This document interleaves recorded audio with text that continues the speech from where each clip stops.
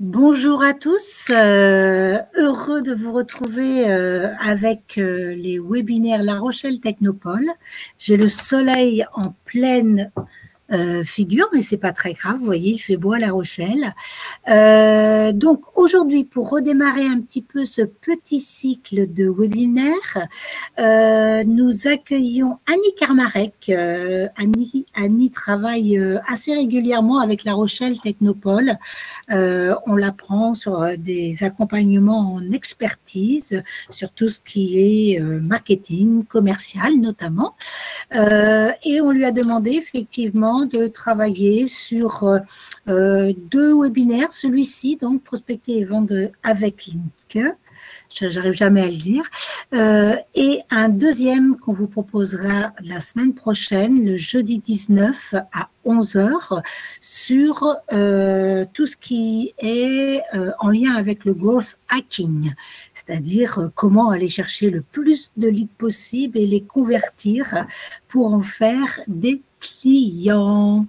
Donc, je vais laisser de toute façon la parole à Annie. Petit détail, vous pouvez bien sûr poser toutes les questions dans le chat sur le côté droit de votre écran ou gauche selon comment vous vous posez. Mais vous avez une petite flèche et vous pouvez accéder effectivement au chat. Ce que je vais vous demander, c'est de désactiver le son des notifications qui pourrait y avoir sur votre ordinateur en cliquant sur la petite cloche qui est en haut de l'écran, au-dessus de la présentation également. Je vois que Monsieur Gilloire Mongazon est parmi nous dans le public. Bonjour Monsieur Gilloire Mongazon. Gaël, Pavel aussi, bonjour à tous. Oh, on est vraiment hyper content de vous retrouver. On a hâte de retrouver les animations effectivement un peu plus en présentiel. Mais bon, en attendant, et voilà, du contenu en distanciel. Annie, je te laisse la parole. Merci Isabelle. Bonjour à tous. Je suis ravie d'être parmi vous aujourd'hui pour vous parler de la prospection et de la vente sur LinkedIn. J'espère que vous allez apprendre un certain nombre de nouveaux éléments, parce que j'imagine que vous n'êtes pas forcément novice sur le sujet. Donc comme Isabelle vous l'a dit tout à l'heure, effectivement, notez toutes vos questions et puis je me ferai un plaisir d'y répondre à la fin de ce webinaire. Donc l'objectif aujourd'hui, c'est de vous permettre de mieux comprendre comment LinkedIn peut vous aider à prospecter et à vendre. On va voir dans un premier temps les fondamentaux, ce qu'il est vraiment important d'avoir comme élément de base avant de se lancer sur cette prospection ou la vente sur LinkedIn. On verra également comment augmenter sa visibilité avec des stratégies de contenu, parce que ça c'est extrêmement important de pouvoir le faire. Et puis, on abordera directement la prospection, on entrera dans le vif du sujet et la gestion quotidienne de son compte LinkedIn. Donc, comme je vous l'ai dit, les questions-réponses, vous pouvez les noter. Isabelle a pour mission de les noter. Donc, rapidement, une présentation très rapide me concernant. Donc, moi, j'ai une 30aine d'années d'expérience en développement commercial et marketing d'entreprises innovantes en France et à l'international. J'ai un parcours qui a été à la fois dans la direction marketing et export et puis dans le conseil en stratégie d'entreprise et innovation. Et puis maintenant, je suis à mon compte avec Gainoff Conseil, donc depuis maintenant 2016. Donc, j'accompagne les chefs d'entreprise et leurs équipes quand ils ont des nouveaux produits à lancer majoritairement innovants pour les aider à commercialiser leurs innovations.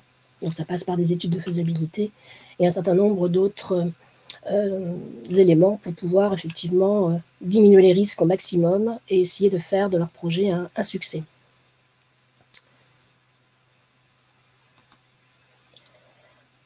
Alors, les fondamentaux que nous allons voir avant d'aborder effectivement la prospection sur LinkedIn. Donc déjà, quand on veut prospecter, l'objectif, c'est d'engager la discussion avec les bonnes personnes, on va dire. Donc engager la discussion, c'est pas forcément, je dirais, avoir du bagou, parce que ça, on a parfois, enfin certaines personnes ont parfois une image un peu négative de la notion commerciale. Donc on n'est pas sur cette notion de promouvoir son offre ou de parler technique non plus. Quand on va prospecter, dans un premier temps, on va surtout s'intéresser à son client, à ses problématiques, ses frustrations, ses freins, et puis essayer de deviner quels sont ses besoins, ses attentes. Donc on va vraiment être très orienté client, et on ne va pas parler de soi, en tout cas dans un premier temps, ni de sa solution. Alors les bonnes personnes, donc les bonnes cibles évidemment. Donc là, ça va être extrêmement important de bien définir la cible que vous voulez aller toucher sur LinkedIn. Il ne s'agit pas de partir dans tous les sens et de ratisser large, parce que ça ne va pas être efficace. Donc il faut véritablement bien définir votre cœur de cible. Ce sont vraiment des préalables importants. Donc, ce qui veut dire que vous devez avoir élaboré une stratégie marketing claire avant de mettre en œuvre ce type de choses. Alors, bien évidemment, vous devez avoir défini, notamment pour tout ce qui peut être, je dirais, start-up du Technopole, un marché adressable sur un segment qui a été priorisé. L'objectif, ce n'est pas de partir sur 3 segments ou sur un segment, mais avec de multiples cibles derrière. Il faut véritablement être très focalisé sur un marché très ciblé. Avoir défini bien évidemment votre cible, un persona. Donc je ne sais pas si cet élément parle à tout le monde, mais en tout cas, l'objectif c'est de créer un petit peu comme un avatar, on va dire, de son cœur de cible et de définir un personnage avec un certain nombre d'éléments qui concernent ses problématiques, ses attentes, ses besoins, ses désirs également, et puis je dirais toutes les fonctionnalités qui peuvent être en mesure d'attendre de votre offre, et puis aussi, je dirais, des éléments qui peuvent être un peu plus autour de ce qu'ils peuvent être amenés à faire en termes de communication, pour qu'ensuite vous sachiez exactement comment les atteindre et où. Donc on définit vraiment son marché adressable, un cœur de cible, des objectifs commerciaux précis. Ça, c'est extrêmement important. Et puis, bien évidemment, on est au clair avec sa proposition de valeur, parce que pour cette cible, donc on l'a testé au préalable pour pouvoir être sûr, effectivement, de pouvoir être pertinent et apporter la valeur ajoutée à la cible qu'on va essayer de toucher sur LinkedIn. On a préparé un plan d'action avec les supports de la prospection, donc ça veut dire une stratégie de communication. On va voir après qu'il y a différentes possibilités.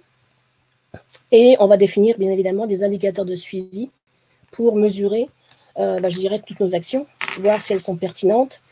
Et si elles ne le sont pas, l'idée, c'est évidemment de pivoter pour pouvoir, je dirais, excusez-moi, il y a des écrans qui ont bougé. Des indicateurs de suivi pour mesurer la pertinence de ces actions. Donc, ces actions de communication support à toute stratégie de prospection, elles vont être complémentaires. C'est-à-dire, vous avez 2 approches, des approches, on va dire, classiques, qu'on appelle outbound. Donc, on va faire un marketing sortant. On va véritablement pousser un certain nombre d'actions envers sa cible. Alors que l'inbound marketing va être l'inverse, puisqu'on va faire des actions qui vont avoir pour objectif de faire venir votre client vers vous. Donc, on a ces 2 approches. Je dirais que pour l'avantage de l'approche inbound, c'est qu'elle va être moins coûteuse. Et c'est vrai que pour les startups ou les entreprises qui se lancent, c'est effectivement des pistes à privilégier. Néanmoins, les approches sont complémentaires et il est important d'avoir, je dirais, une stratégie de communication qui va être axée avec des éléments sur les deux domaines. Alors aujourd'hui, comme on va parler de LinkedIn, on va être plus dans des stratégies évidemment inbound et on va voir notamment la stratégie de contenu tout à l'heure.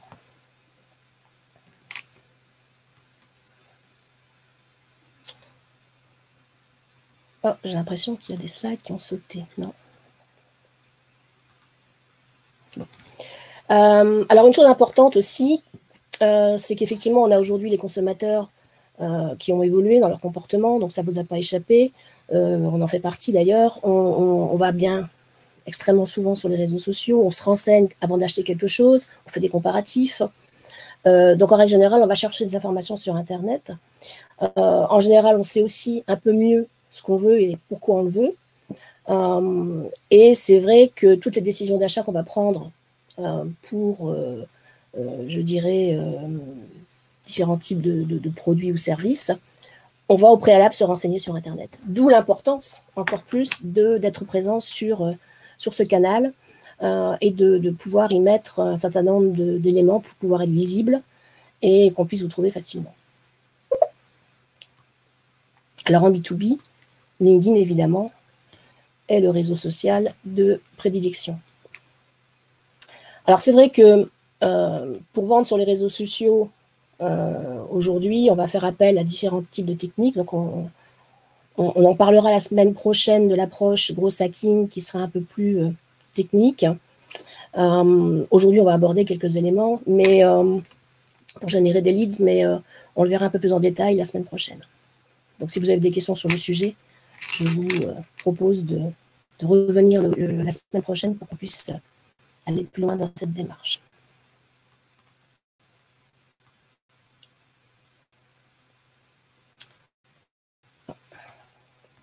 Alors, pour que vous puissiez intéresser vos prospects, il est clair que ce qui est important, ce n'est pas de parler de vous sur LinkedIn, mais ça va être de parler de lui.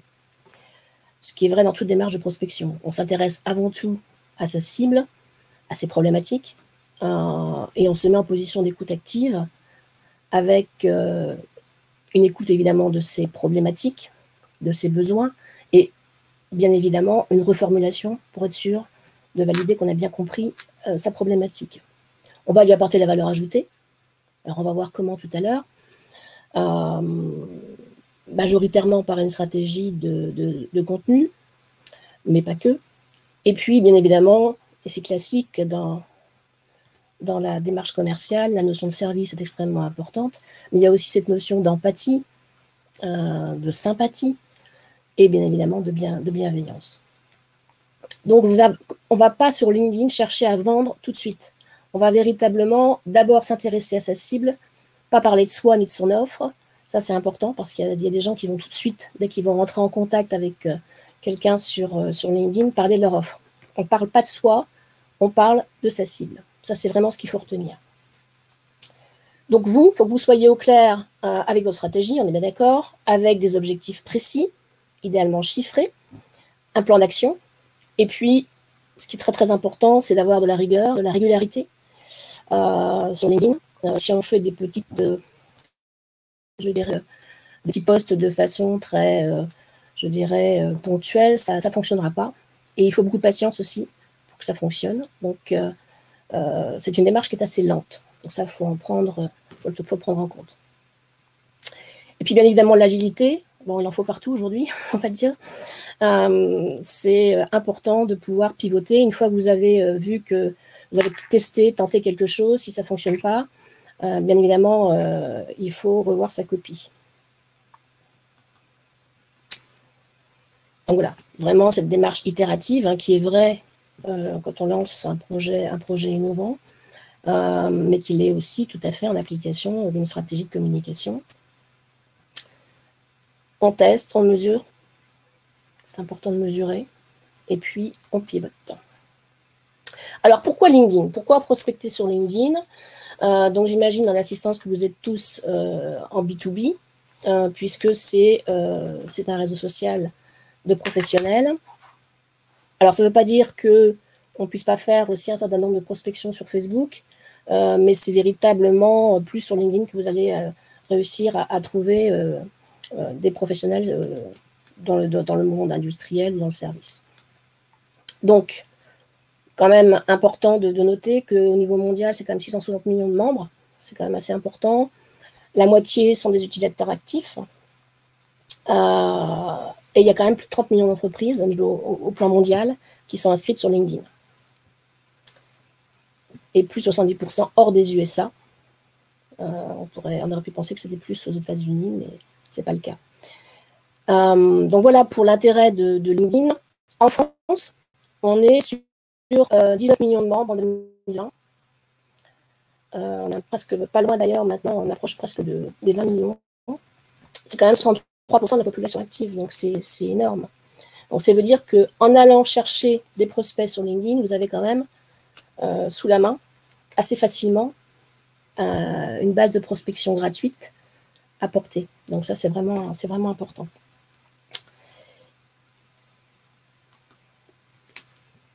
Pardon.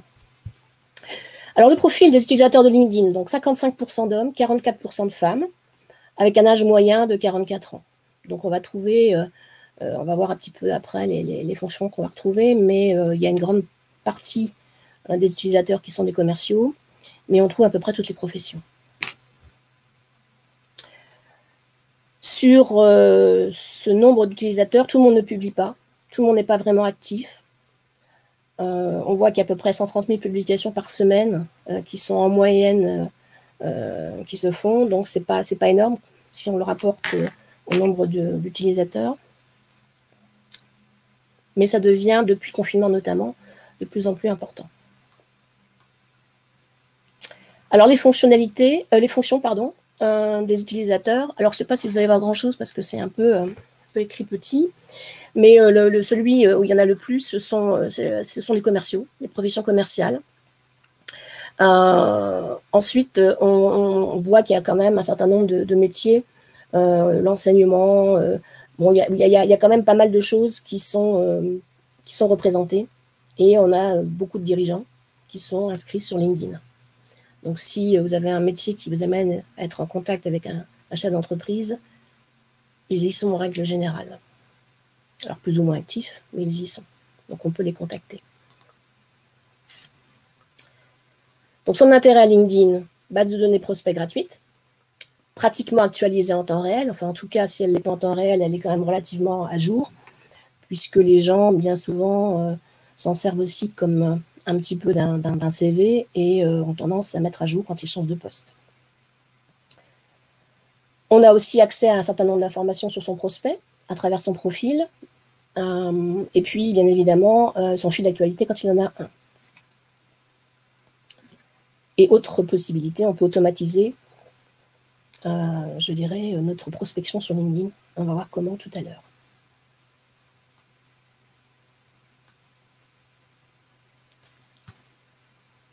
Donc, comme j'ai dit tout à l'heure, définir une stratégie, des objectifs, planifier des actions.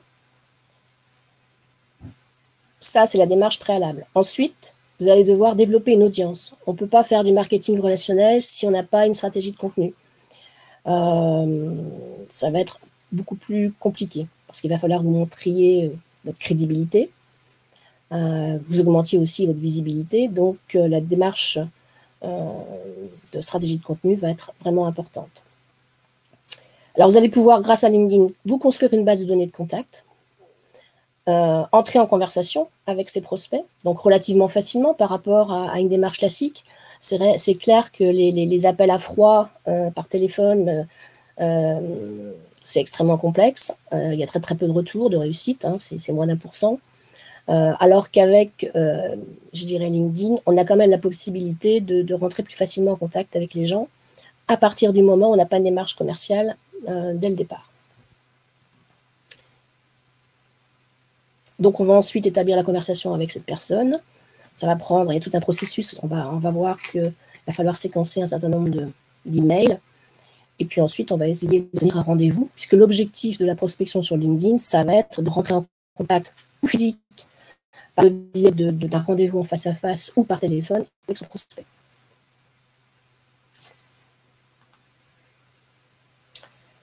Donc, ce processus de vente sur LinkedIn,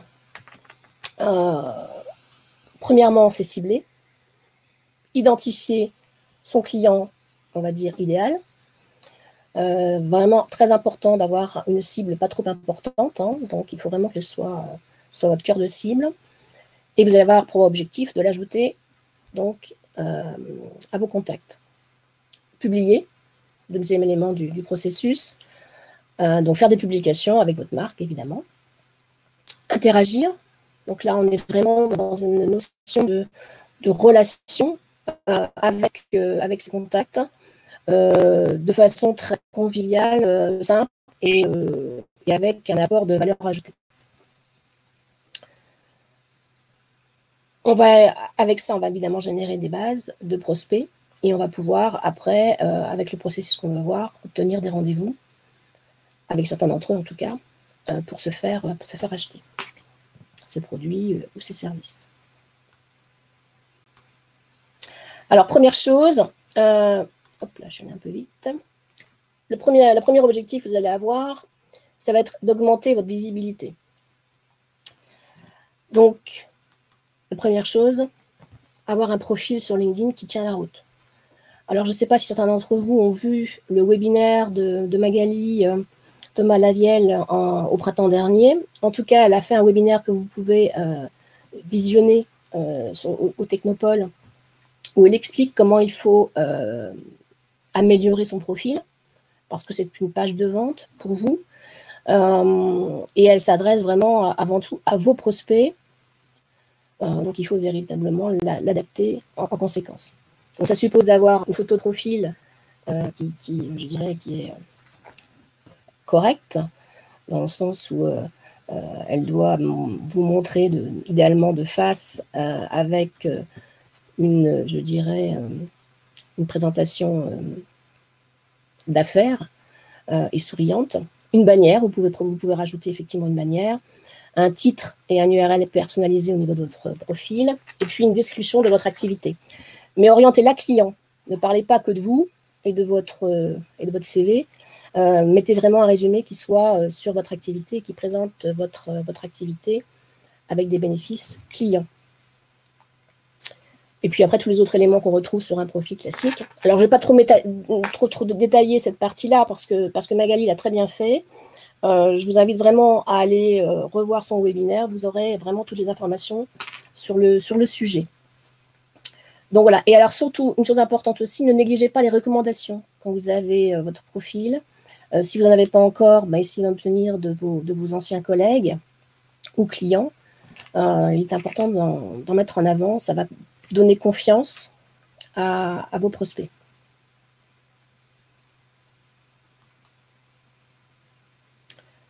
Donc, votre objectif, ça va être de développer une audience. Donc, évidemment, vous pouvez le faire avec une stratégie de contenu. Et puis, vous pouvez aussi faire du cross-canal avec tous vos autres réseaux, puisque j'imagine que vous avez un site web, peut-être un blog. Si vous alimentez votre blog régulièrement avec du contenu, justement, vous pouvez bien évidemment vous en servir pour le mettre également sur LinkedIn.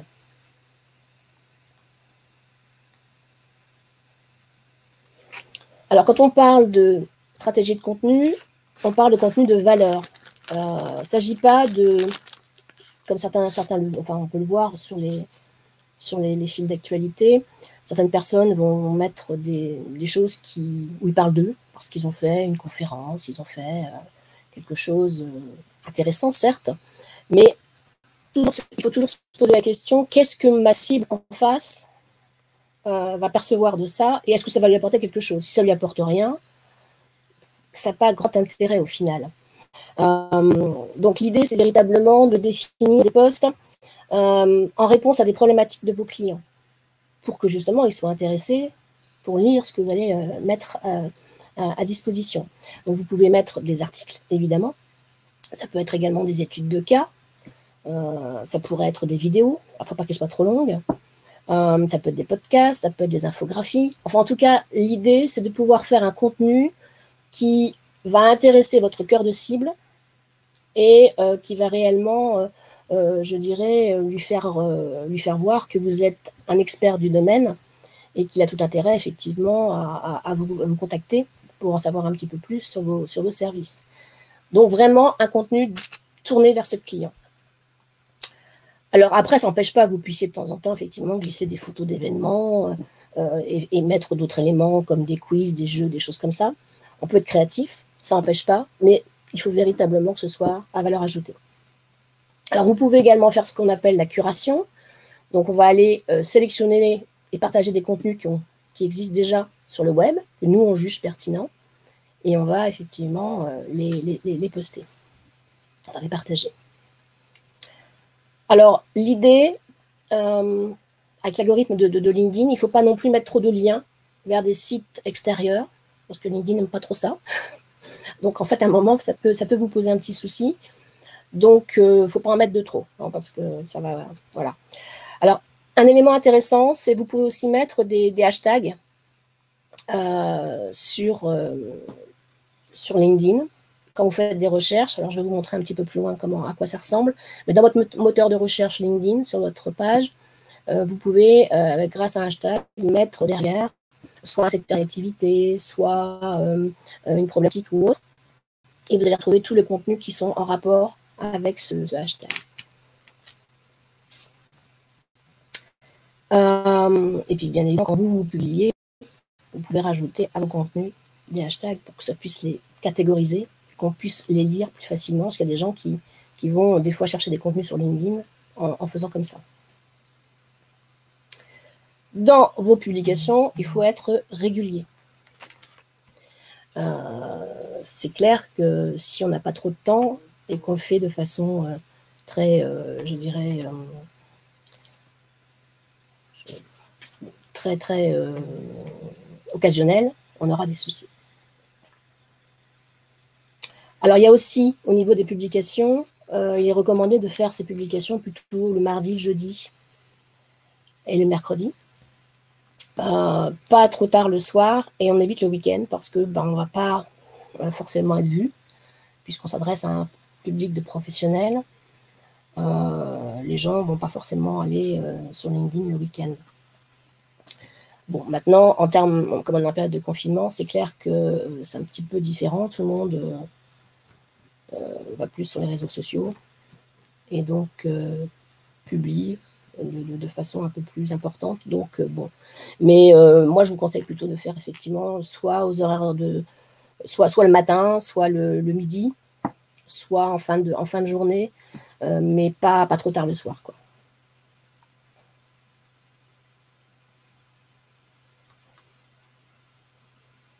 Alors, typologie de contenu que l'on peut mettre effectivement sur LinkedIn.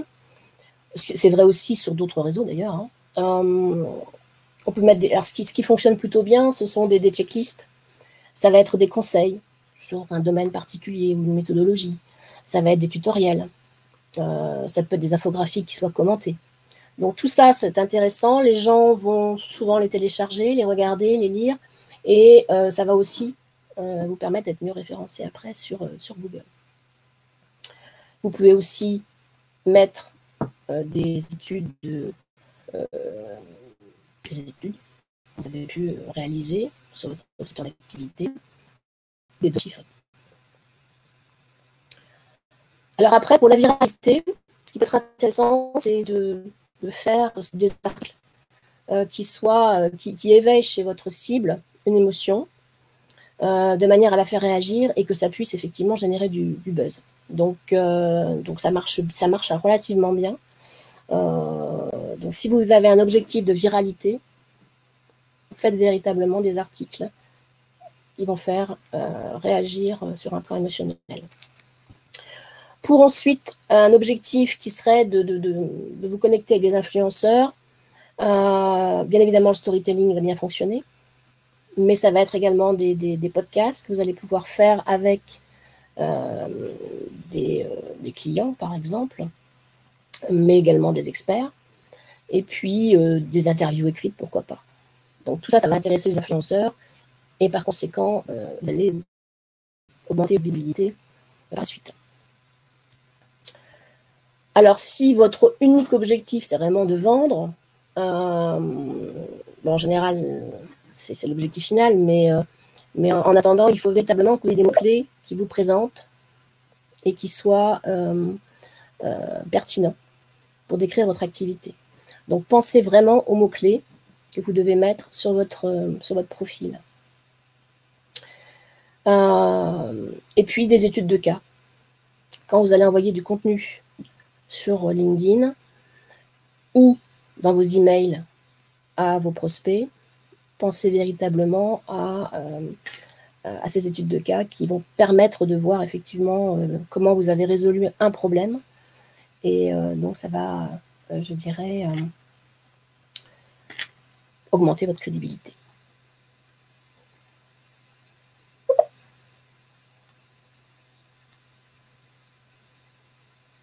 Donc tout à l'heure, je vous parlais du hashtag qui va effectivement permettre de favoriser la découverte de vos contenus. Quand vous êtes sur votre profil LinkedIn, vous avez la possibilité, dans le moteur de recherche, de mettre un hashtag. Par exemple, hashtag innovation, pourquoi pas. Et là, vous allez récupérer tous les contenus sur l'innovation qui ont été édités sur LinkedIn. Vous pouvez aussi le faire par rapport à un secteur d'activité. D'accord ? Donc, vous pouvez très bien mettre, si votre objectif, c'est de toucher une cible qui se trouve dans l'aéronautique, par exemple, vous pouvez très bien écrire un contenu qui soit en relation avec l'aéronautique. Et donc, du coup, je dirais, mettre un hashtag aéronautique. Donc, vous allez vraiment, avec ce hashtag, on ne pense pas forcément à le faire sur LinkedIn. Il y en a certains qui sont habitués à le faire, mais pensez à le faire. C'est vraiment intéressant parce qu'on va véritablement vous retrouver plus facilement. Ça va augmenter votre visibilité. Alors, vous pouvez aussi mettre dans votre titre, dans votre résumé de profil, hashtag.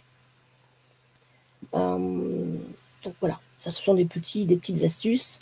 Et puis alors, quand vous choisissez un hashtag, vous pouvez aussi vous inspirer en regardant ce que font vos concurrents ou vos prescripteurs, partenaires, enfin en tout cas ce qui se fait sur votre marché. Plus un hashtag va être utilisé, effectivement, plus vous aurez intérêt à l'utiliser. Donc c'est bien de faire une liste de hashtags en fait, pour pouvoir ensuite les intégrer dans votre stratégie de contenu.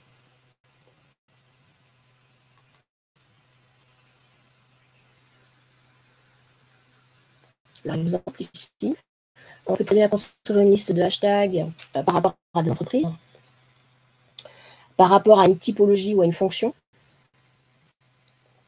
Donc, si vous recherchez, par exemple, tous les articles qui peuvent intéresser les DRH, eh bien, vous aurez tous les contenus qui les concernent. Le secteur d'activité. Vous pouvez le faire aussi par la géolocalisation. Donc, si vous voulez voir un petit peu ce qui se passe sur La Rochelle, par exemple, vous pouvez le faire comme ça. Et puis, vous avez aussi des mots-clés qui peuvent être particulièrement intéressants pour vos prospects. Donc là, j'ai mis l'exemple de l'usine du futur, par exemple, mais il y en a des tas d'autres. Et puis, vous pouvez le faire avec vos concurrents. Et vous verrez ainsi tous les contenus qui ont été édités par vos concurrents.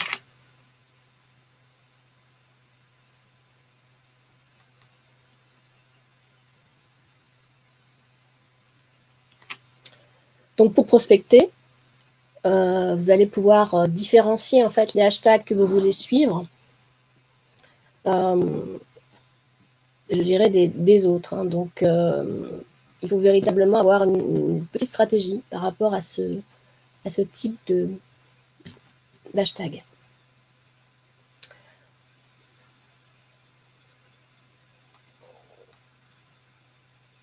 Donc voilà, ça c'était les bases, je dirais, pour pouvoir aller prospecter sur LinkedIn. Alors on va rentrer dans le vif du sujet maintenant. L'idée, c'est de pouvoir construire une base de données. Prospect. Donc déjà, vous avez des contacts existants, les uns les autres. Donc vous avez déjà un petit nombre de relations sur LinkedIn. Mais vous avez aussi des bases à l'extérieur. L'idée, c'est de les importer dans vos contacts LinkedIn. Donc, faites un petit peu un état des lieux de vos listes et puis vous allez les importer. C'est relativement simple à faire. Vous allez, alors pour la slide suivante, je vais vous montrer à quoi ça ressemble. Vous avez en fait, quand vous êtes sur votre page, vous allez dans Gérer mon réseau et vous cliquez sur Réseau, ou sur Contact, mais sur Réseau par exemple. Et vous allez arriver sur Découvrez qui parmi vos connaissances est déjà sur LinkedIn. Et là, vous avez en bas un certain nombre de petites icônes. J'espère que vous les voyez bien. Où vous pouvez importer depuis Gmail, depuis Outlook, vos contacts déjà. Et puis, vous pouvez aussi télécharger des bases de contacts extérieures. Donc ça, c'est un outil intéressant parce que du coup, vous allez pouvoir grossir votre réseau, votre base de contacts, et donc après, rentrer en contact avec eux, vu que si vous les avez déjà dans vos bases, ça doit être quand même beaucoup plus simple. Et ça vous permet comme ça je dirais, de commencer à prospecter avec les bases que vous avez déjà. Donc ça, c'est un élément intéressant qu'on ne pense pas forcément à faire. Alors c'est bien de pouvoir le faire 1 à 2 fois par an. Tout dépend en fait du nombre de contacts que vous développez au fur et à mesure de l'année. Vous pouvez aussi importer des cartes de visite. Donc vous avez par exemple l'appli Camcard qui vous permet de scanner vos cartes de visite, et donc ça va venir implémenter votre base. Donc ça, vous pouvez le faire. Et puis pensez à synchroniser, je dirais, LinkedIn sur votre smartphone avec l'application. Alors, ne faites pas tout le même jour, parce que c'est pareil, il y a quand même un élément important, c'est que si vous en faites trop d'un coup, ça va vous poser un souci. LinkedIn ne va pas trop aimer. Donc voilà, faites-le en plusieurs fois, parce que sinon, ça va ramer. Donc voilà, donc la première chose, import des contacts existants. Ensuite, on peut faire des recherches ciblées. Donc, imaginons que vous soyez dans le domaine du service et que vous vouliez, vous avez pour cible principale des responsables marketing. Donc, vous allez dans votre moteur de recherche de votre profil LinkedIn et puis vous mettez entre guillemets la fonction qui vous intéresse. Donc, par exemple, responsable marketing. Et puis, si vous voulez, par exemple, exclure quelque chose, par exemple une entreprise, une société, parce que vous avez déjà toute la liste du responsable marketing du groupe, par exemple, vous pouvez le faire aussi. Donc, dans ces cas-là, vous allez utiliser OR ou un note, et donc vous allez pouvoir faire un certain nombre de choses. Par exemple, responsable marketing OR directeur marketing, un note Pfizer, parce que il se trouve que vous avez déjà tous les noms des contacts de Pfizer, par exemple. Donc, voilà, donc ça, c'est vraiment cette recherche ciblée, c'est assez pratique. Avec un abonnement gratuit, vous pouvez avoir un certain nombre de choses. Après, avec du premium, vous aurez un peu plus de possibilités. Et avec 16 navigateurs, on ira encore plus loin. Mais déjà, avec du gratuit, on peut faire quand même des recherches intéressantes. Alors, exemple ici, donc je vous montre un petit peu la page LinkedIn. Donc là, j'ai mis responsable marketing entre guillemets. Alors, si vous ne mettez pas entre guillemets, ça fonctionne aussi, mais alors vous allez avoir beaucoup plus.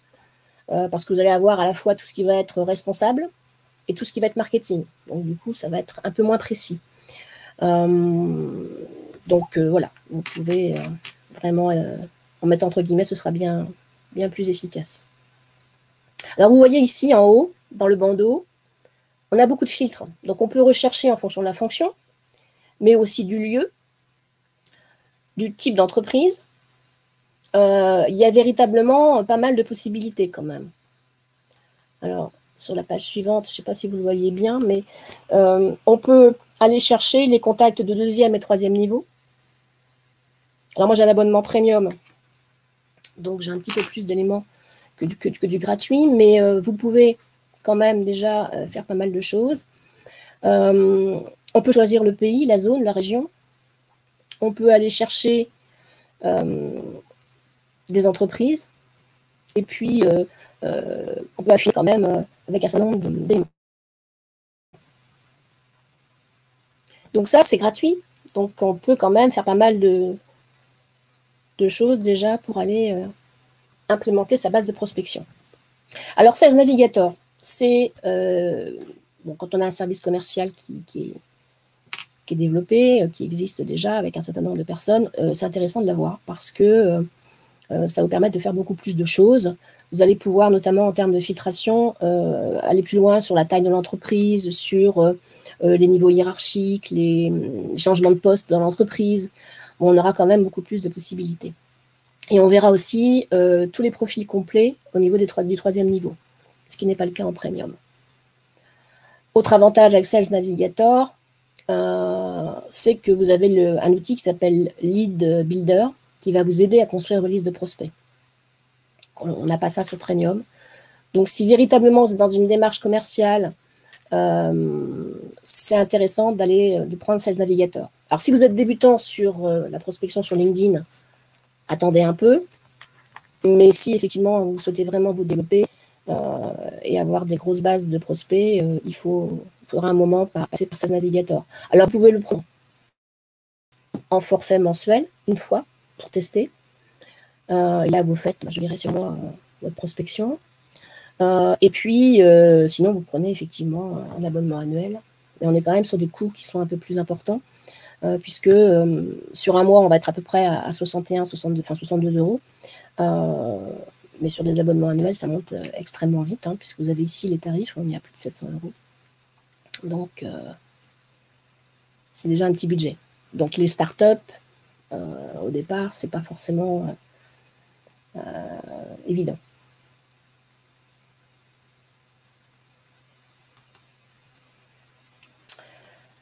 Alors, une fois qu'on a fait cette recherche ciblée, on peut aussi faire l'intégration de contacts de plusieurs façons. On peut se créer un badge. Alors, un badge, c'est quoi? C'est, vous avez ici deux éléments. C'est en fait présentation avec votre photo et puis avec votre nom. Et vous avez marqué « Voir le profil ». Donc ça, c'est quelque chose que vous pouvez mettre dans communication sur votre blog. Et quand les gens vont cliquer dessus, pour voir votre profil, vous allez pouvoir avoir l'intégration via ce badge de la personne qui a cliqué. Ça va venir se mettre dans votre base de contact LinkedIn. Donc ça peut être intéressant de le faire. Et bien, en plus, ça présente bien, ça montre que vous êtes sur LinkedIn et donc ça peut vous amener du monde sur votre profil. Signature. Donc signature, c'est celui qui est en bas ici. Là, on voit un petit peu à quoi ça ressemble. C'est le même genre de choses. C'est je dirais, votre signature qui est faite de façon assez esthétique. Et puis, on a tous les petits icônes de vos réseaux sociaux dessous.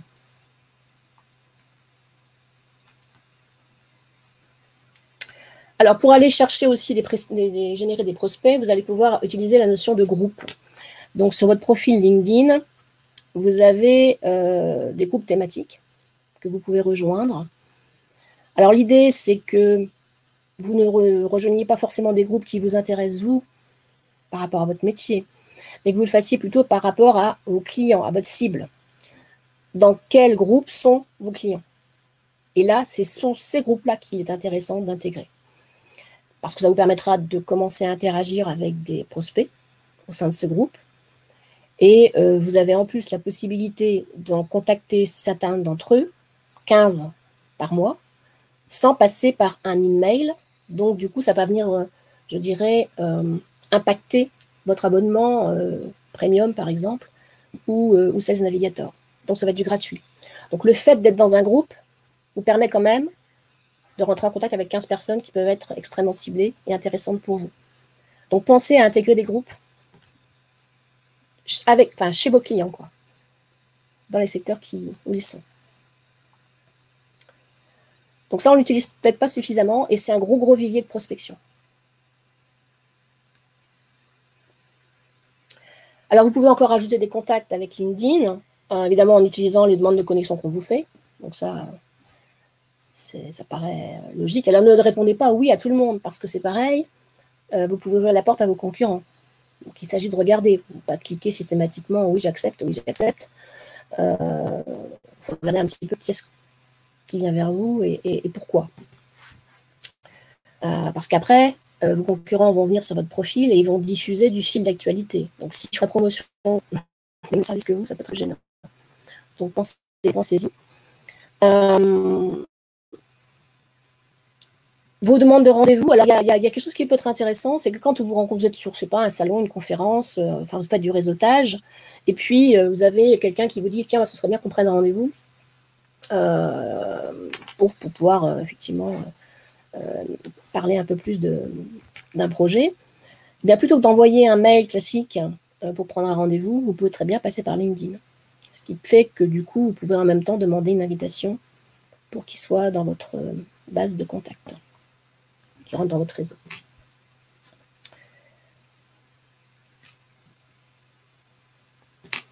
Alors, quand vous avez sur votre site web des call to action avec, par exemple, des livres blancs à télécharger, évidemment, vous avez un certain nombre de leads qui arrivent. Donc là, l'objectif, c'est de récupérer ces listes de volets dedans et évidemment de les importer dans LinkedIn. Pareil pour des newsletters. Si vous avez déjà des actions avec les newsletters, vous pouvez réintégrer des contacts qui sont dormants ou pas d'ailleurs et les mettre dans LinkedIn.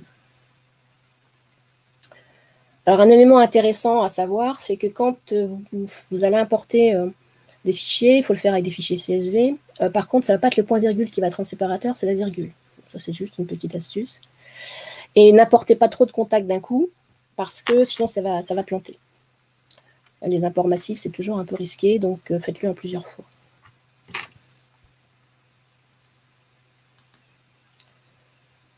Alors, vous pouvez automatiser aussi vos demandes de contact avec LinkedIn Helper. Alors, je crois que c'est encore Magali qui avait dû faire un webinaire sur le sujet qui expliquait comment ça fonctionnait. Donc, je ne vais pas faire une redite en repartant sur la même chose. Sachez simplement que c'est un outil qui vous permet d'automatiser à la fois le nombre de contacts, mais également les messages. Donc, il y a tout un séquençage de messages qui va être automatisé. Donc, c'est intéressant. Il faut quand même personnaliser les messages, donc il faut quand même vérifier un certain nombre de choses quand vous faites ça. Mais ça vous permet d'aller plus vite. Donc c'est un outil qui peut être intéressant. Donc, je vous renvoie vers le webinaire sur le sujet pour en savoir plus sur LinkedIn Helper. Donc, il faut savoir que c'est à peu près 15 $ par mois. Donc, ça peut être intéressant de le faire si vous avez des actions, des campagnes particulières.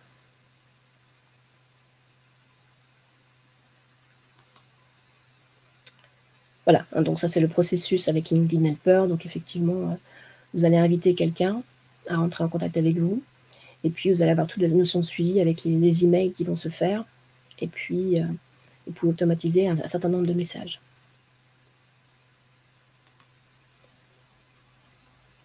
Alors il y a un autre outil, peut-être un peu moins connu que LinkedIn Helper, mais qui s'appelle Ducksoup, que vous pouvez aller voir aussi. Qui fait à peu près la même chose. Après, si vous ne souhaitez pas faire l'automatisation de cette façon-là, vous pouvez aussi simplement automatiser des copier-coller. Quand vous faites des campagnes d'emailing, ça vous évite d'avoir systématiquement à copier-coller systématiquement à la main tous vos emails. Parce que l'objectif, c'est quand même de faire un peu de personnalisation, donc au moins au niveau du nom en introduction. Donc des outils comme Xmax, comme Woodpecker, Clanty font ce genre de choses. Alors évidemment, ce n'est pas du gratuit, mais ça peut être intéressant de le faire ponctuellement. Ça va vous faire gagner du temps en tout cas.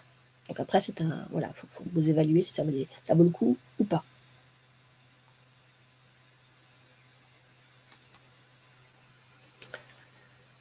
Donc voilà, donc si on revoit dans ce processus de vente LinkedIn, cibler, publier, interagir, contacter, on va regarder cette partie entrer en relation. Comment ça se passe? Donc on va commencer par préparer une liste d'emails types. En règle générale, on va séquencer plusieurs envois de mails. Il y aura un premier mail d'invitation.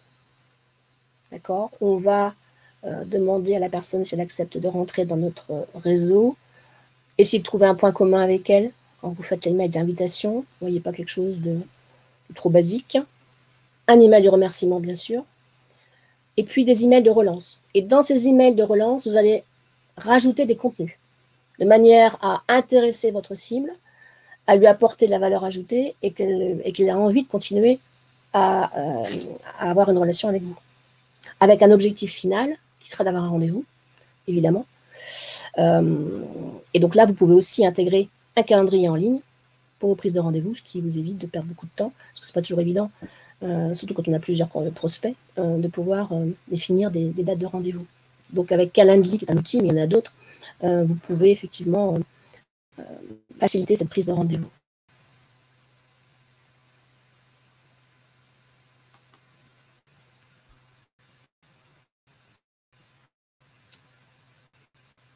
Alors, si vous avez besoin d'améliorer votre rédaction, dans les emails de prospection. Vous avez un site qui s'appelle goodemailcopy.com qui vous donne des modèles, tout simplement. Donc je vous invite à aller le voir. Donc c'est en anglais. Mais par contre, ça donne un certain nombre de pistes. Ça peut être inspirant. À vous de voir. En tout cas, c'est adapté au B2B. Donc, pour entrer en relation, première invitation. D'accord, message personnalisé. Alors, l'habitude sur LinkedIn, c'est quand même d'utiliser le prénom. On ne voit pas bonjour monsieur, machin. C'est plutôt bonjour Marc. Et hop, puis je vous invite à rejoindre dans mon réseau sur LinkedIn, par exemple. Et là, on trouve un point commun. Donc, ça peut être je suis dans le même domaine que vous, je suis là au même salon, à la même conférence, je ne sais pas, si vous avez vu son fil d'actualité. Ça peut être on est passionné par la même chose, ou s'il a fait un article particulier dans son fil d'actualité, vous pouvez rebondir dessus. En tout cas, mettez quelque chose qui soit en lien, qui vous relie à lui. Et puis faites relativement court, pas besoin non plus d'être trop long pour entrer en contact. Quand l'autre a accepté, après, effectivement, l'idée c'est de le remercier pour cette mise en contact, et puis de rebondir. Donc là, l'idée c'est de savoir un petit peu quelles sont l'actualité, quels sont ses challenges, etc. Donc inspirez-vous du contenu qu'il a, s'il en a.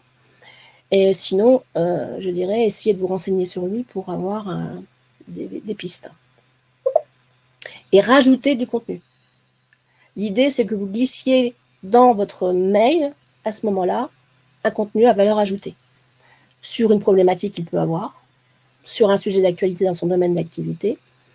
Quelque chose qui soit susceptible, effectivement, de le renvoyer vers soit votre site web, en tout cas, qui puisse démontrer votre expertise en la matière.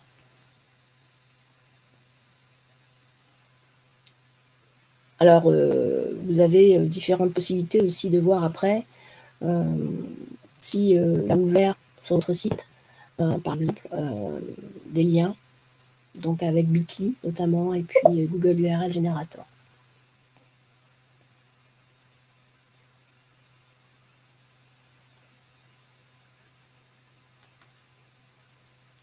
Bon, j'espère que je n'avais pas trop...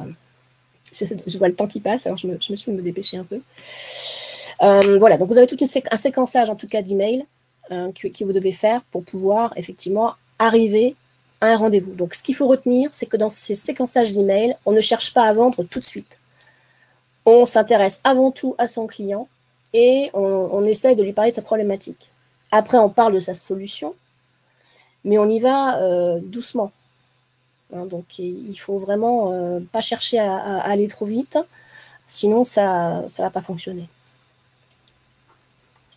Alors, un plan qui peut être intéressant si vous voulez vous lancer dans une stratégie de contact et que vous n'avez pas encore fait, ça peut être de vous fixer un objectif de inviter 5, 10 contacts cibles par jour, de construire une base de données de X contacts, puis je dirais d'élaborer quelques messages email type, et à chaque fois vous les personnaliserez simplement avec le prénom de la personne. Prévoir aussi un peu de contenu en fonction de votre cœur de cible, que vous allez pouvoir diffuser à la fois sur votre site internet, mais également sur LinkedIn, et pourquoi pas sur Twitter ou sur Facebook. Et puis faire ce suivi de vos prospects. Et toujours l'objectif derrière, un rendez-vous. D'accord ? Et ça va être beaucoup plus simple de transformer, je dirais, votre démarche en un rendez-vous de cette façon-là que de faire par des appels à froid. Après, ça ne veut pas dire que quand on fait des appels téléphoniques, ça ne fonctionne pas. Ça peut, mais c'est vrai que si vous avez un de la part 2, par exemple, ça peut fonctionner. Si par contre vous tapez dans le dur, ça va être extrêmement compliqué. Déjà, il y a le barrage de la secrétaire. Et puis les gens aujourd'hui sont tellement sollicités qu'ils n'ont pas envie. Ils n'ont pas envie d'être embêtés. En plus, on a aussi les notions de RGPD qui viennent derrière, etc. Donc, c'est relativement compliqué. Donc, c'est vrai que cette façon de faire est intéressante. Donc, voilà pour la stratégie de contact. Alors là, je vous ai mis un petit exemple de gestion au quotidien, justement, que vous pourrez regarder sur le PowerPoint, qui est en fait un... Voilà, ça saute, je ne sais pas ce qui se passe. C'est le blog Conseil Marketing qui a donné cette cet exemple, ça vous prend 15 minutes par jour. Et donc, tous les jours, il faudrait faire en fait ce genre de choses si on veut être pertinent sur LinkedIn. Donc, comme vous l'aurez compris, c'est une stratégie qui prend du temps. Il faut être relativement patient pour pouvoir avoir des retours. Mais ça fonctionne. À partir du moment où on va avoir effectivement un contenu qui va bien, avec de la valeur ajoutée. Voilà, j'en ai fini avec cette présentation. Donc, ça a pris un peu plus de temps que prévu. Donc, ce que je vous propose, c'est, on va rapidement passer aux questions pour que vous puissiez, je dirais, développer, enfin, je puisse répondre à vos questions sur des points qui vous ont peut-être, qui n'ont peut-être pas été assez développés pour vous. Donc, juste pour la conclusion, je rappelle, définir son prospect idéal, c'est le plus important. Construire sa base de données prospects, très ciblée. Construire des relations de confiance avec sa cible, lui apporter des contenus à forte valeur ajoutée, être régulier, proactif, et puis après, je dirais, passer un peu de temps tous les jours pour le faire vivre. Voilà en gros comment on peut prospecter sur LinkedIn. Voilà Isabelle, je te laisse reprendre le fil de la conversation. Merci Annie, merci de t'être prêtée à cet exercice compliqué du webinaire lorsqu'on est seul face à son écran, alors qu'on a l'habitude de faire du présentiel et c'est vraiment pas évident. Oui, on a eu quelques petites questions, notamment de Jean-Claude, qui nous demandait si les posts LinkedIn étaient plus lus entre midi et 2. C'est ce qui lui semble avoir été repéré, en tout cas dans son profil. Alors, pour te dire, il y a deux personnes, Elsie et Romain, qui ont répondu à Jean-Claude directement dans le chat. Je ne sais pas si tu seras d'accord. Elsie lui disait, si vous postez vers 11h30, en général, ça réagit bien.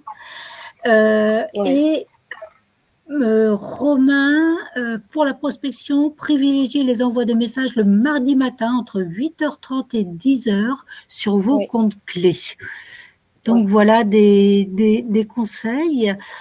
Autre question que l'on a également de Jean-Claude qui souhaite avoir un peu plus d'infos sur Link Helper. Est-ce que c'est gratuit? Est-ce que c'est payant notamment? Non, c'est payant. C'est payant. Ce que j'expliquais tout à l'heure, c'est que c'est à peu près c'est 15$ par mois si vous le prenez en une seule fois, de façon très ponctuelle. Par contre, si vous le prenez à l'année, on est à peu près à 8-9$. Donc, vous faites la conversion, on n'est pas très loin de toute façon en euros. Donc c'est payant. Oui. Alors, l'avantage, c'est qu'on automatise. Donc, c'est vrai que vous allez gagner un temps fou quand même avec cet outil. Maintenant, si vous débutez la prospection sur LinkedIn, ne commencez pas par ça. Allez-y d'abord, faites des tests manuellement avant d'aller sur l'automatisation. Donc, sur ce qui est dit par rapport aux horaires, effectivement, c'est vrai que les gens regardent beaucoup leur profil entre midi et 2, c'est vrai. Et faire des présentations, la gestion de contenu le matin, c'est une bonne chose. Ouais. Bon, écoute, le mieux, c'est d'éviter le week-end. Ok. Je ne vois pas d'autres questions. Alors, il y a eu des questions qui ont été… J'ai mis le document, bien sûr, en lien de téléchargement. Il y a eu des soucis. Je viens de contrôler, effectivement. Je l'avais mis en privé. Donc là, vous pouvez y accéder, théoriquement, avec le lien que j'ai mis sur le chat. C'est à nouveau accessible. Sinon, n'hésitez pas à me renvoyer un mail pour que je vous envoie en direct la présentation. Alors, on a justement une dernière question par contre d'Éric Vivet. Bonjour Éric. Comment passer d'un compte initialisé perso vers un compte entreprise? Oui, parce que tu as une page, il a une page, je ne sais pas s'il m'entend. Lui, il a une page. Oui, il t'entend, oui.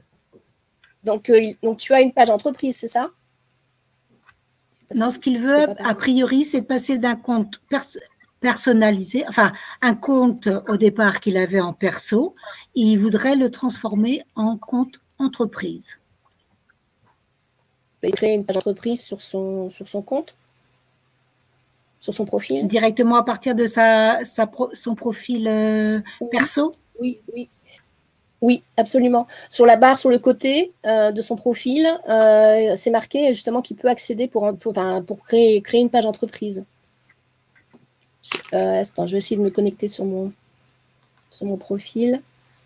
Voilà, Eric, je ne sais pas si on a répondu effectivement. Je sais que pour La Rochelle Technopole, on a créé la page La Rochelle Technopole sur le profil de Gilles-Loire Mongazon, notre directeur. Voilà. Bon, je pense. Donc, on peut créer sa page. OK. OK. Donc, écoutez, je pense qu'on est arrivé, on va pas vous retenir plus longtemps, hein, notre heure est écoulée. Merci, je n'arrive pas à compte Pro Livestorm, décidément. Je vais revoir les Elsie pour vous renvoyer des liens corrects.